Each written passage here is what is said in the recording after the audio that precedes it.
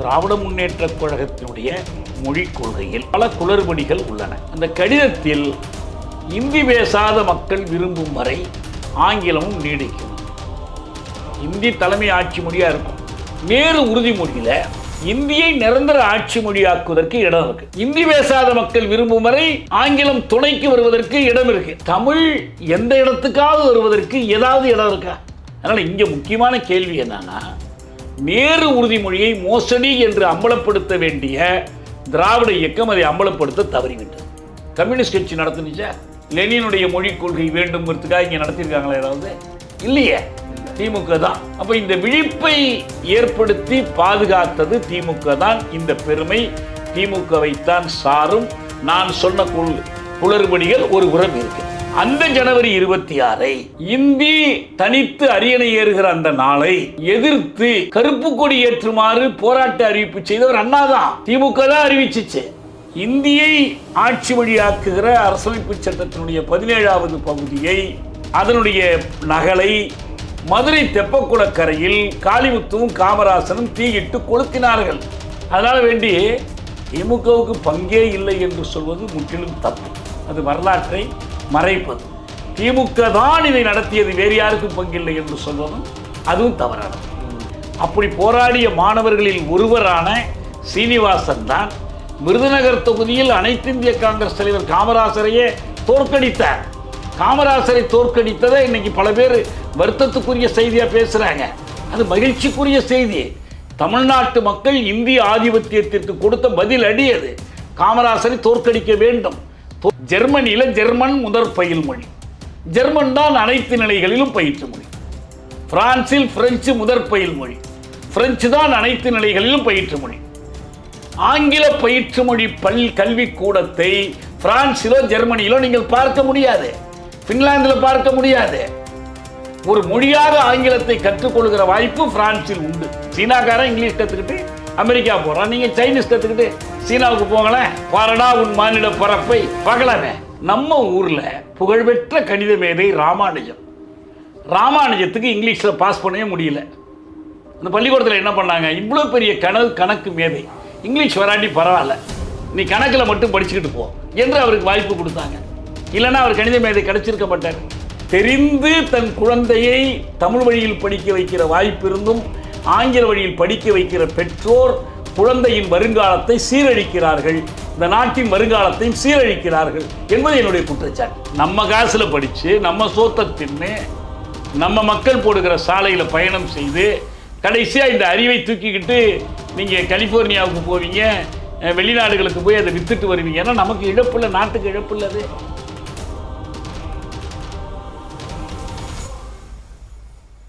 அன்னை பர்னிச்சர்ஸ், அன்னை திருமண சீர்வரிசை பொருட்கள், டிவி, ஃபிரிட்ஜ், வாஷிங் மெஷின் உள்ளிட்ட 200க்கும் மேற்பட்ட பொருட்கள் அடங்கிய திருமண சீர்வரிசை ரூபாய் 99,000 மட்டுமே. தமிழகம் முழுவதும் இலவச டோர் டெலிவரி. தொடர்புக்கு 7550014440 9345044044. நிம்மதி ப்ராப்பர்ட்டி மேனேஜ்மெண்ட். கான்டாக்ட் 7667008999. அண்மையில் ஒரு திரைப்பட காட்சி ஒன்று, அதை பற்றின ஒரு முன்னோட்ட வடிவத்தை வந்து வெளியிட்டிருக்கிறாங்க. பராசக்தி அப்படிங்கிற தலைப்பில் வெளிவர போகிறது.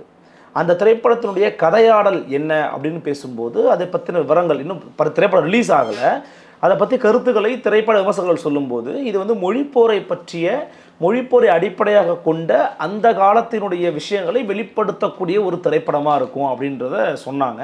ஒரு அரசியல் பின்னணி இருக்குன்னு வச்சுப்போமே, ஏன்னா ரெட் ஜெயின் தான் வெளியிடுற மாதிரி ஒரு பிளான் இருக்குது. சுதா கோங்கராங்கிற இயக்குனர் தான் இது இயக்குறாங்க.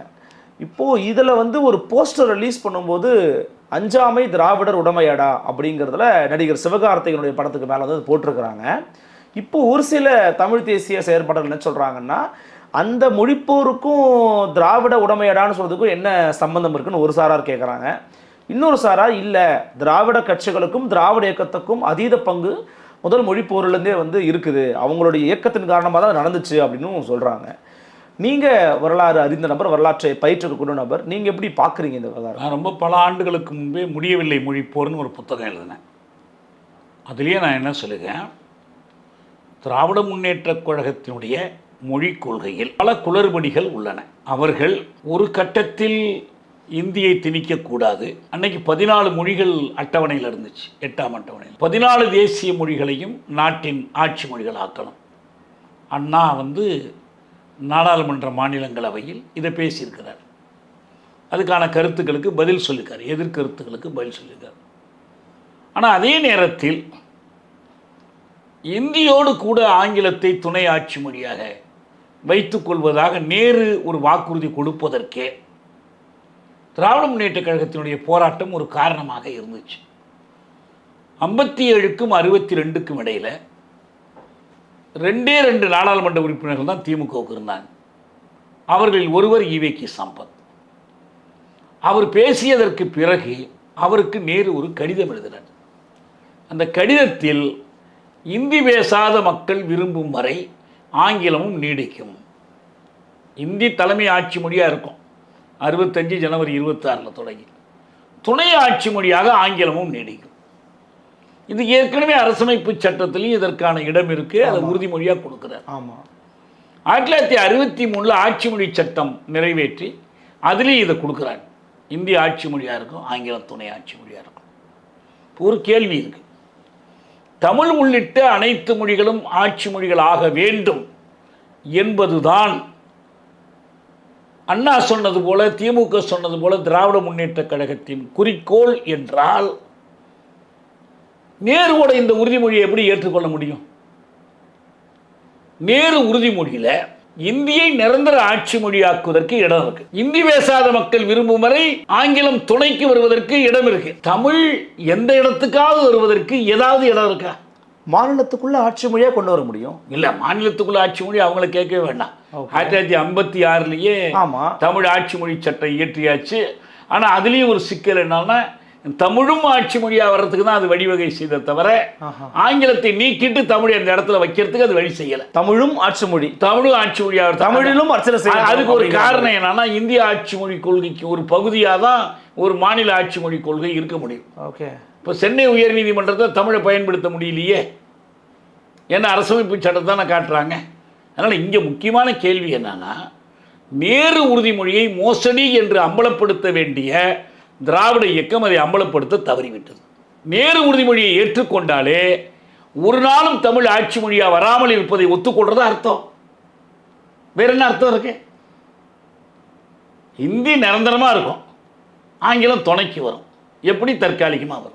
ஆனால் இன்னைக்கு ஆங்கிலத்தால் முன்னேறி இருக்கிறோம், ஆங்கிலத்தால் வட இந்தியாவை விட நம்ம மேலே வந்திருக்கிறோன்ற ஒரு காரணம் சொல்கிறாங்க தானே திராவிட இயக்கத்தினர். அதாங்க, அதெல்லாம் இல்லை. நான் கேட்குற கேள்வி முதல் விஷயம் இதுதான்.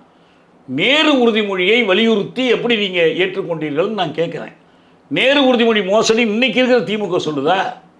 தமிழும் ஆட்சி மொழி ஆகணும்னு உங்களுக்கு நம்பிக்கை இருக்குமானால், தமிழ் உள்ளிட்ட இன்னைக்கு 22 தேசிய மொழிகளும் ஆட்சி மொழிகள் ஆவதில் நம்பிக்கை இருக்குமானால், இந்தி நிரந்தரமாக நீடிப்பதற்கும் ஆங்கிலம் துணைக்கு வருவதற்குமான உறுதிமொழியை எப்படி ஏற்றுக்கொண்டீர்கள்? அது ஒரு மோசடியில் நீங்கள் சொல்லியிருக்கணும்.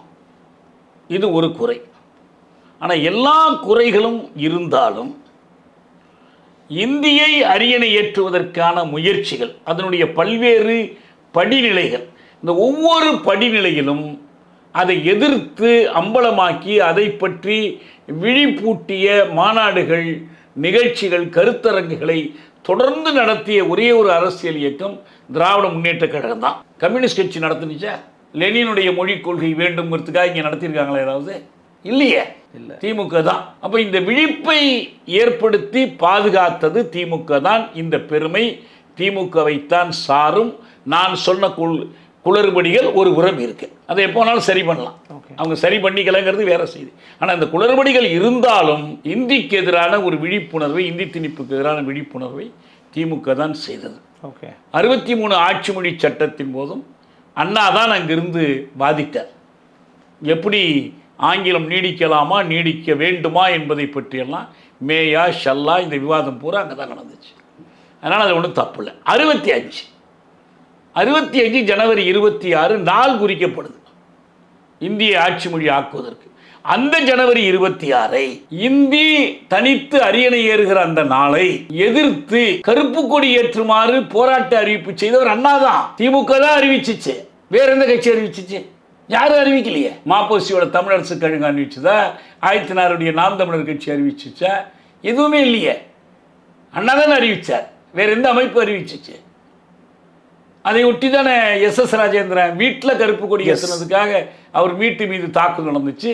சூக்கா படை, சுதந்திரங்காக்கும் படைன்னு வச்சு மாணவர்கள் மீதெல்லாம் தாக்குதல் நடத்தினாங்க. இந்த உணர்வு திமுகவால் பரப்பப்பட்ட உணர்வு மக்களிடையே பரவி மாணவர்கள் மக்கள் எல்லோரும் சேர்ந்து அந்த ஜனவரி 25 இந்த போராட்டத்தை ஆரம்பிச்சிட்டாங்க. இந்தியை ஆட்சி வழியாக்குகிற அரசமைப்பு சட்டத்தினுடைய 17வது பகுதியை, அதனுடைய நகலை மதுரை தெப்பக்குளக்கரையில் காளிமுத்துவும் காமராசனும் தீயிட்டு கொளுத்தினார்கள்.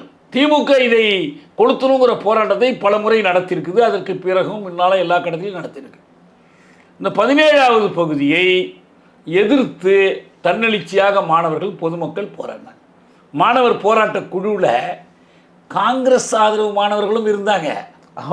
நம்ம இவர் எஸ்டி சோமசுந்தரம் இருந்தார், நாவலவன் இருந்தார், நம்ம வைகோ போன்றவர்கள், இவர் எல் கணேசன் போன்றவர்கள் எல்லாம் மாணவர்கள் அன்னைக்கு. இலகணேசன் உட்பட. ஆமா, இலகணேசன் வழக்கமா பாஜக இலகணேசன் தான் சொல்லுவாங்க. ஆமா, இவரை எல் கணேசன் சொல்லணும், எல்ஜின்னு சொல்லணும். எல்ஜி அவர் பாஜக காரர் நல்ல தமிழ்ல முன்னெடுத்து போட்டுக்கிறார். ஆனால் திமுக காரர் இங்கிலீஷ்ல போட்டுக்கிறார், எல்ஜின்னு போட்டுக்கிறார். இவங்கெல்லாம் இருந்தாங்களே. நம்ம எங்க பேராசிரியர் மருதமுத்து அப்ப இந்த மாணவர் இதில் இந்த மாநில கல்லூரியில் அவர் வைக்கோலாம் ஒன்றா படித்தாங்க. அவங்களாம் அந்த பாடத்தில் இருந்தாங்க. நம்ம சூரிய தீபன் என்கிற ஜெயபிரகாசம் அவர் எங்கள் மாணவர். இப்படி எல்லாம் இருந்தாங்க. அதே போல் காங்கிரஸ் மாணவர் அமைப்பை சேர்ந்த ரவிச்சந்திரன் அந்த குழுவினுடைய அமைப்பாளராக இருந்தார். கட்சி கடந்த ஒரு அமைப்பு. போராட்டம் தீவிரம் அடைந்து கொண்டிருக்கிற நேரத்தில் திமுக சார்பில் அண்ணாவும் மூதறிஞர் ராஜாஜியும் இந்த போராட்டத்தை எங்களிடம் விட்டுவிடுங்கள், நீங்கள் கல்லூரிக்கு திரும்புகள், இது ரொம்ப பெருமளவில் வன்முறை நடக்குதுன்னு சொல்லி அவங்க அறிவிக்கை விட்டபோது அதை நிராகரித்து விட்டு போராட்டத்தை தொடருவது என்று கோவையில் கூடிய மாணவர் போராட்ட குழு முடிவெடுத்துச்சே. அதனால் வேண்டி திமுகவுக்கு பங்கே இல்லை என்று சொல்வது முற்றிலும் தப்பு. அது வரலாற்றை மறைப்பது. திமுக தான் இதை நடத்தியது, வேறு யாருக்கும் பங்கில்லை என்று சொல்வதும் அதுவும் தவறானது. நம்ம இவர் இருந்தார், பேராசிரியர் இலக்குவனார் இருந்தார். அவர் மாணவர்களை தயார்படுத்தியது மட்டுமல்ல, அவரே தெருவில் இறங்கி மாணவர்களை திரட்டி கொண்டு, நம்ம திருவள்ளுவன் இருக்கார்ல, இப்போ அவங்க அப்பா திருவள்ளுவன் மறைமலை அவங்களுடைய தகப்பனர் இறங்கி போராண்டார். சிறையில் அடைக்கப்பட்டார். அதில் 5 சர்வாதிகாரிகள் நியமிச்சாங்க, குறிப்பாக ஈழத்தடிகள், அப்புறம் இன்னும் சில பேர்லாம் நியமிச்சாங்கலாம் சொல்லுவாங்கல்ல. அவங்கெல்லாம் அந்த டைமில் என்ன மாதிரியான ஒரு சர்வாதிகாரிகள் என்ற பெயரும் அந்த மாதிரி அமைப்பு முறையும் 38 மொழி போராட்டத்துக்கு உரியது. பெரியாரும் தமிழறிஞர்களும் நடத்திய ராஜாஜியினுடைய பாடமொழி இந்தி திணிப்புக்கு எதிராக நடந்த போராட்டத்தில் தான் அன்றாடம் போராடு. நம்ம தெய்வநாயகம் ஐயா இருந்தார், மருத்துவர், இந்த பள்ளிக்கூடம், அவங்க தாத்தா தெய்வநாயகம் அந்த குழுவில் இருந்தார். அது 38 இது அல்ல, இது 65 போராட்டம் அல்ல. 65 போராட்டத்தில் அந்த ஒரு போராட்டம் தான் திமுக அறிவித்தது. இந்த கருப்பு கொடி உயர்த்துவது, கருப்பு நாள் என்று அனுசரிப்பது, மற்ற எல்லாமே மாணவர்கள் திட்டமிட்டு நடத்தியது தான். அந்த மாணவர்கள் திராவிடியன் மூமெண்ட்ஸ் தான் இருந்தாங்க, இல்லைனா அவங்க அங்கங்கே இருந்தவங்க அந்த உணர்வோட போராட ஆரம்பிச்சாங்களான்னு கேட்குறேன். இல்லை, முதல்ல இதுக்கு ஒரு விழிப்பு வரணும்ல. ஆமாம், அந்த விழிப்பை ஏற்படுத்திய திமுக தான். இப்போ இதே போன்ற எதிர்ப்பு வங்காளத்துலேயும் இருந்துச்சு. இந்த 5 ஆண்டுக்கு ஒரு முறையெல்லாம் அவங்க இதை பற்றி அறிக்கை கொடுக்கணும்னு வரும்போது வங்காளத்திலேருந்து சுனிதிகுமார் சாட்டர்ஜி அதில் கலந்து கொண்டு இந்தி திணிப்புக்கு எதிராக அறிக்கை கொடுத்துருக்குறாரு. தமிழ்நாடு வங்காளம் தான் அவங்களுக்கு எதிர்த்தாலும் நின்றுச்சு. ஆனால் அங்கேயெல்லாம் இவ்வளோ பெரிய போராட்டம் வரலையே. அது காரணம் என்ன? இங்கேயும் மொழிப்பற்றுண்டு, அங்கேயும் மொழிப்பற்றெல்லாம் உண்டு. திராவிட முன்னேற்ற கழகம் திட்டமிட்டு விழிப்பூட்டியது. இப்போ எல்லாம் மாநாடுன்னு கூட்டினா அந்த தலைவருக்கு ஆள் உயர மாலை போடுறது, கட் அவுட் வைக்கிறது, இப்படியெல்லாம் தான் கவனம் செலுத்திட்டு இருக்காங்க. ஆனால் அப்படி இல்லை.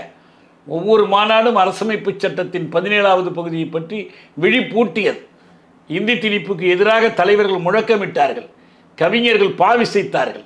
புரட்சி கவிஞர் பாரதிதாசன்லாம் எவ்வளோ இந்தி திணிப்புக்கு எதிரான பாடல்கள்லாம் எழுதி பரப்புனார். அதையெல்லாம் கொண்டுட்டு போனாங்க, மக்கள்கிட்ட கொண்டு போனாங்க. அதனால் வேண்டி திமுகவுக்கு பங்கு உண்டான நிச்சயமாக பங்கு உண்டு, முகமையான பங்கு உண்டு. அதே நேரத்தில் அவங்க மட்டும்தான் நடத்துனாங்க என்பது தவறு. அப்படி கருதுவது தவறு. இப்போ அடுத்த கேள்வி என்ன இருக்குன்னா, சரி நடத்துனீங்க, திமுக அந்த மொழி போராட்டத்தினுடைய செல்வாக்கை பயன்படுத்தித்தான் ஆட்சிக்கு வர முடிஞ்சு. இன்னும் சொல்ல போனால் அப்படி போராடிய மாணவர்களில் ஒருவரான சீனிவாசன் தான் விருதுநகர் தொகுதியில் அனைத்து இந்திய காங்கிரஸ் தலைவர் காமராசரையே தோற்கடித்தார். காமராசரை தோற்கடித்ததை இன்னைக்கு பல பேர் வருத்தத்துக்குரிய செய்தியாக பேசுகிறாங்க. அது மகிழ்ச்சிக்குரிய செய்தி. தமிழ்நாட்டு மக்கள் இந்திய ஆதிபத்தியத்திற்கு கொடுத்த பதில் அடி அது. காமராசரை தோற்கடிக்க வேண்டும். தோற்கடித்தது மாணவர்களுக்கும் மக்களுக்கும் கிடைத்த வெற்றி. அவர் தனிப்பட்ட முறையில் அவர் யாராக இருக்கட்டும், எப்படிப்பட்டவராக இருக்கட்டும், அது பிரச்சனையே இல்லை. அவர் அன்னைக்கு பக்தவச்சல ஆட்சிக்கு பின்னால் நின்னார்ல. நூற்றுக்கணக்கான மாணவர்களை, பொதுமக்களை சுட்டு கொன்ற ஒரு அரசாங்கத்துக்கு ஆதரவாக தானே அவர் நின்னார். அந்த கட்சி சார்பில் தானே அவர் போட்டி போட்டார். அதை எதிர்த்து ஏதாவது ஒரு எதிர்த்து அறிக்கையை விட்டார். அதெல்லாம் ஒன்றும் இல்லை. அதனால் அவர் தோற்க. ஏன்னா அப்படி எதுக்கு சொல்கிறேன்னா, இந்திய எதிர்ப்பு போராட்டத்தினுடைய அலை வீச்சின் விளிம்பில் ஏறித்தான் திமுக ஆட்சி பிடிக்கும். ஆனால் என்ன கேள்வின்னா, ஆட்சியை பிடித்து அவர்களோ அல்லது அண்ணா திமுக இந்த கட்சிகள் மாறி மாறி இத்தனை ஆண்டுகள் ஆட்சி நடத்தியதற்கு பிறகும் அரசமைப்பு சட்டத்தின் 17வது பகுதி அப்படியே இருக்கு. ஒரு வார்த்தையை கூட மாற்ற முடியல. இல்லை, ஆனால் இப்போ வரைக்கும் இந்தி உள்ள வரல. அப்போ அதில் நீங்கள் திமுக வரலையா? தமிழ்நாட்டில் எங்கே இந்தி இருக்கு? நீங்கள் போங்க, நான் ரயிலில் டிக்கெட் வாங்கிட்டு போங்க, டிக்கெட்டில் இந்தி இருக்கா இல்லையான்னு பார்ப்போம். வெறும் உள்ளூரில் இங்கேருந்து கூடுவாஞ்சேரி போகிறதுக்கு ஒரு டிக்கெட் வாங்க. அந்த டிக்கெட்டில் எதுக்கு இந்தி இருக்குது? இங்கே இருக்க ரயில் நிலையங்களில் பூரா எதுக்காக தமிழ் ஆங்கிலத்தோட இந்தி எழுத்து எதுக்கு இருக்குது? இங்கே இருக்கிற சிபிஎஸ்சி கேந்திரிய வித்யாலயா பள்ளிக்கூடங்களில் பூரா எதுக்கு இந்தி கட்டாயமாக கற்றுத்தரப்படுது? இந்த என் பேரனை சேர்க்கறதுக்கு ஒரு பள்ளிக்கூடத்தில் போய் விசாரித்தோம். அந்த பள்ளிக்கூடத்தில் என்ன சொல்கிறாங்க? அரசு, மாநில அரசு உதவி பெறும் பள்ளிக்கூடம், சமஸ்கிருதம் கட்டாயம் படிக்கணுங்கிறாங்களே. எப்படி, யார் அனுமதிக்கிறா இதை? என்னங்க சொல்கிறீங்க? ஆமாம், காட்டவா உங்களுக்கு? அதனாலேயே நாங்கள் பக்கத்தில் இருக்கிற பள்ளிக்கூடத்தை வேணாங்கிறோம். சமஸ்கிருதத்தை வேணா படிச்சுக்கப்பான்னு சொன்னால் கூட பரவாயில்ல. இங்கே இந்த பள்ளிக்கூடத்தில் நீங்கள் சேர்ந்தால் சமஸ்கிருதம் கட்டாயம் படிக்க வேண்டும். இது மாநில அரசு அந்த வாரியத்துக்கு உட்பட்ட ஒரு பள்ளிக்கூடம். ரொம்ப அரசு உதவி பெறும் பள்ளிக்கூடம். யாராவது அதுக்காக ஏதாவது தலையிடுவாங்களா? நடவடிக்கை எடுப்பாங்களா? எங்கே இந்தி இல்லைன்னு கேட்குறீங்க? தமிழ்நாட்டில் ஒவ்வொரு வங்கியிலையும் எத்தனை பேர் இந்தி மட்டுமே தெரிஞ்ச மேலாளர்கள் இருக்காங்க? காட்டட்டுமா? இல்லை, நீங்கள் சொல்றது எல்லாமே நிர்வாக பிரச்சனைகள் தானே தவிர கொள்கை பிரச்சனை. கொள்கை அளவில் தமிழ்நாட்டுக்குள்ள இந்தி இருக்கா? அதான கேள்வி. கொள்கை ரீதியாக தமிழக அரசு பள்ளிக்கூடத்தில், அரசு மருத்துவமனை, தமிழக அரசு கட்டுப்பாட்டில் உள்ள மெட்ரிகுலேஷன் பள்ளிக்கூடங்களில் இந்தி கற்பிக்கப்படுகிறதா இல்லையா? உண்டா இல்லையா? இருக்கு, இருக்கு. அது என்ன கொள்கை இல்லையா? அது இந்தி கூடாதுன்னு ஒரு கொள்கை உங்களுக்கு இருக்குமானால் எப்படி உங்கள் கட்டுப்பாட்டு பள்ளிகளில் இந்தியை கற்றுக் கொடுக்குறீங்க? இப்போ இந்த இன்னொரு கேள்வி கேட்குறாங்கல்ல, அது நியாயமான கேள்வி தானே. இந்த தலைவர்கள், இந்த அமைச்சர்கள், இந்த நாடாளுமன்ற உறுப்பினர்கள், அவங்க குழந்தைகளை நீங்கள் அரசு நடத்தக்கூடிய தமிழும் ஆங்கிலம் மட்டும் கற்றுத்தருகிற பள்ளிகளில் சேர்த்திருக்கிறீர்களா, அல்லது இந்தியும் கட்டாயமாக கற்றுத்தரக்கூடிய, சமஸ்கிருதம் கற்றுத்தரக்கூடிய பள்ளிகளில் சேர்த்திருக்கிறீர்களா? கேட்பாங்களா, கேட்க மாட்டாங்களா? இல்லை, அது ஒருவருடைய தனிப்பட்ட விருப்பு. தனிப்பட்ட விருப்பு. நான் உங்களுக்கு ஒரு உதாரணம் சொல்கிறேன். தஞ்சாவூரில் பரிசுத்த நாடார் இருந்தார். 71 மதுவிலக்கு நீக்கப்பட்ட போது அவர் கட்சியிலேருந்து விலகினார், காங்கிரஸ்லேருந்து. நான் காங்கிரஸ் கொள்கை இது மதுக்கடைகள் கூடாதுங்கிறது. எனவே கள்ளுக்கடை நான் ஏலம் எடுக்க விரும்புகிறேன், கல்லறைக்கு விற்க விரும்புகிறேன், எனவே இந்த கட்சியில் நான் இருக்கலைன்னு விலகினார். வேணுமா வேண்டாமா? நீங்கள் இந்தி திணிப்புக்கு எதிரின்னா உங்கள் மனைவி, உங்கள் புள்ள உங்களை மீறி போய் படிக்கிறான்னா சொல்லுங்கள். நான் சொன்னால் கேட்க மாட்டேங்கிறாங்கன்னு, அது நடக்கலாம். நான் பெண் உரிமையை கொடுத்துருக்கேன், குழந்தைகளுடைய உரிமையை நான் மறிக்கலைன்னு நீங்களே விரும்பி கொண்டு போய் படிக்க நீங்கள் பள்ளிக்கூடமே நடத்துறீங்களே. தமிழ்நாட்டினுடைய உயர்கல்வி அமைச்சர் நடத்தக்கூடிய பள்ளிக்கூடம், அதில் என்ன நடக்குது சொல்லுங்கள், வெளிப்படையாக சொல்லுங்கள். நான் நடத்துகிற பள்ளிக்கூடத்தில் பாருங்கள், தமிழ் பயிற்று மொழி. ரெண்டாவது இன்னொரு விஷயம் இருக்குல்ல, பயிற்று மொழி பற்றி இவங்க பேசவே மாட்டேங்கிறாங்க. தமிழ் பயிற்று மொழி இருக்கு, அதே சமயம் ஆங்கில வழி கல்வியும் இருக்கு. அரசு எப்படி ரெண்டும் இருக்க முடியும்? மக்கள் விரும்புகிறாங்க ஐயா, மக்கள் விரும்புகிறாங்க, நாங்கள் கொடுக்குறோம் அப்படின்றாங்க. அப்படியா? மக்கள் உங்கள்கிட்ட கேட்டாங்க எங்களுக்கு இங்கிலீஷ் மீடியம் வேணும்னு. யார் கேட்டா? காட்டுங்க, ஆதாரம் கொடுங்க. கருத்து கணிப்பு எடுத்துருக்கிறீங்களா? மக்கள் விரும்பினாலும் நீங்கள் என்ன சொல்லணும்? மக்கள் விரும்புகிறாங்க. நெஞ்சு வலிச்சா, நான் டாஸ்மாக் மது குடித்தா நெஞ்சு வலி நின்றுடும்னு நம்புகிறாங்க. நீங்கள் மருத்துவரை விட்டு என்ன சொல்லுவீங்க? தப்புப்பா, அப்படி கிடையாது. குடி குடியை கெடுக்கும், குடி குடியை கெடுக்கும், ஆங்கில வழி கல்வி மாணவரை கெடுக்கும். இது இந்த அரசுக்கு தெரியுமா தெரியாதா? காந்தி சொல்லலையா? பாரதி சொல்லலையா? எவ்வளோ பேர் சொல்லியிருக்காங்கல்ல. ஒரு காங்கிரஸில் கல்வி அமைச்சராக இருந்தாருங்க, அவினாசிலிங்கம் செட்டியார்னு பேர். எங்கள் மாணவர் மாநாட்டில் அவரை கூட்டு பேச வச்சோம். தமிழ் வழி கல்விக்காக பேசினாரு. தமிழ் வழி கல்விக்காக உருப்படியான காரியங்கள் செஞ்சவர் அவர். காங்கிரஸ் கட்சிக்காரு. ஆமாம். இப்போ ஐயா சாசி ராஜகோபாலன் 90 வயசு கடந்து இன்னைக்கு இருக்கிறார் நம்ம கூட. அவர் ஒரு கல்வியாளர்.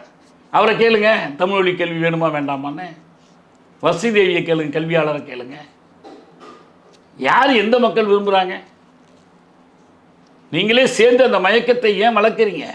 இருமொழியில் உங்களது இருமொழியில் எது பயிற்று மொழி, எது பயில் மொழி, எது முதற் பயில் மொழி? முதற் பயில் மொழி தமிழ் தான். தமிழ் தான். பயிற்று மொழி உலகத்தில் எங்கேயாவது ஒரு கல்வி முறையில் முதற் பயில் மொழி ஒன்றாகவும் பயிற்று மொழி வேறாகவும் இருக்கா? எல்லா நிலைகள்லையும். ஜெர்மனியில் ஜெர்மன் முதற் பயில் மொழி, ஜெர்மன் தான் அனைத்து நிலைகளிலும் பயிற்று மொழி.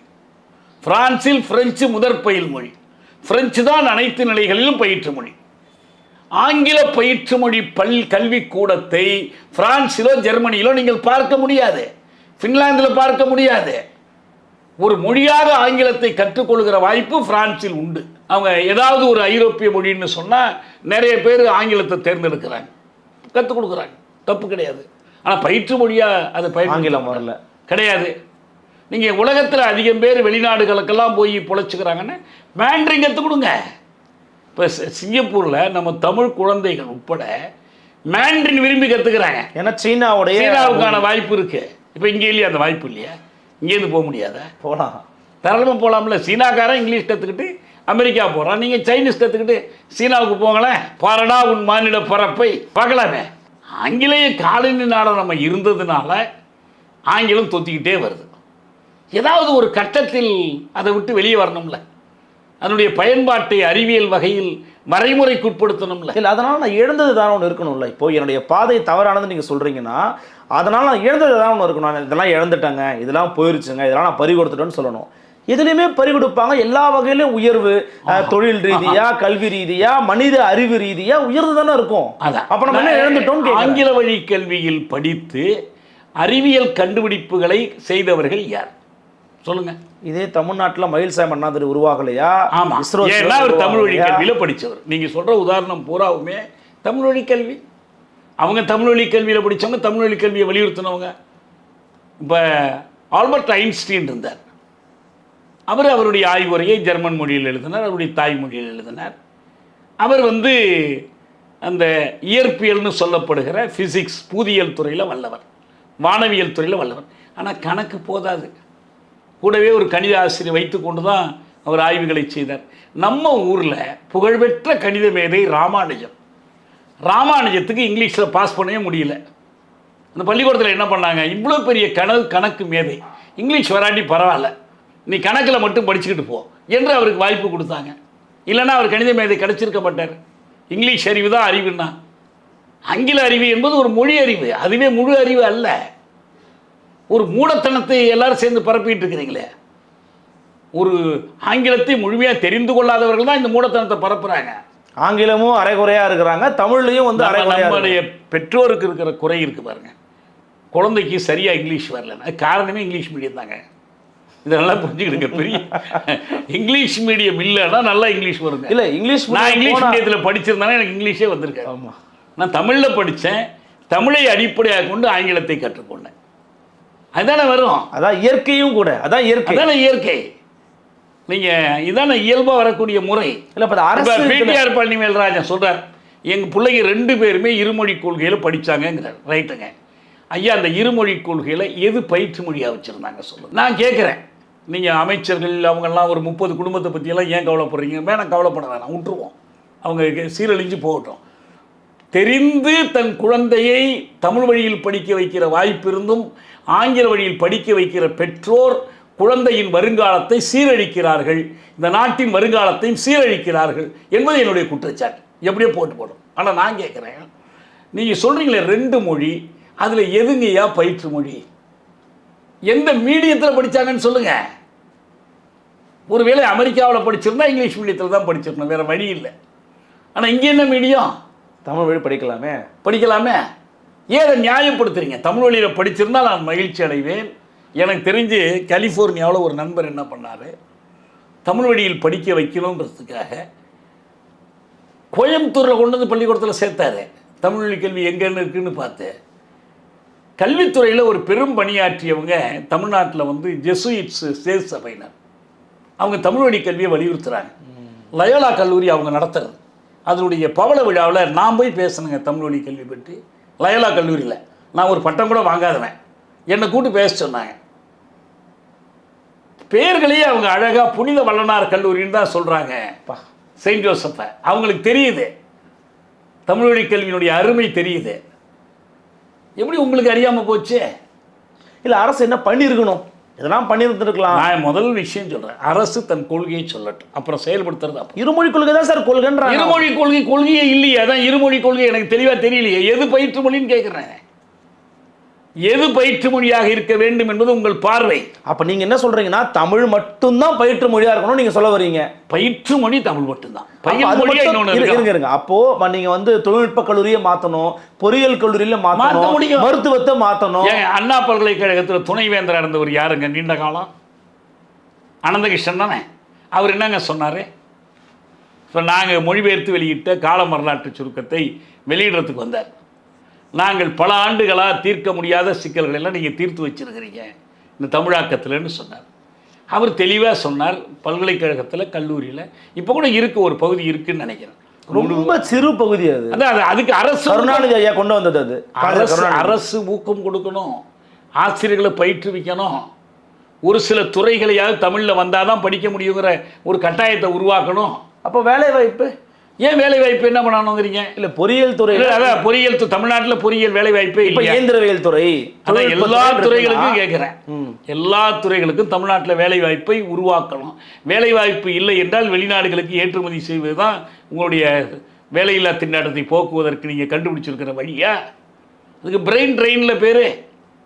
நம்ம காசில் படித்து நம்ம சோத்தை தின்னு நம்ம மக்கள் போடுகிற சாலையில் பயணம் செய்து கடைசியாக இந்த அறிவை தூக்கிக்கிட்டு நீங்கள் கலிஃபோர்னியாவுக்கு போவீங்க, வெளிநாடுகளுக்கு போய் அதை விற்றுட்டு வருவீங்க. ஏன்னா நமக்கு இழப்பு இல்லை, நாட்டுக்கு இழப்பு இல்லை. அது எப்படி நாடு அதை தாங்குவோம்?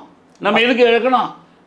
அவன் இந்த குறைந்த கூலிக்கு வேலை செய்யறதுக்கு வர்றாங்கிறதுனால இவங்களை கொண்டு வச்சுக்கிறான், அவுட் சோர்சிங் கொடுக்குறான். இங்கே அங்கே உள்ளவன் பகலெல்லாம் வேலை செஞ்சுட்டு கணக்கு எழுதுறதுக்கு இவன்கிட்ட பிடிக்கிறான் நைட்டில்.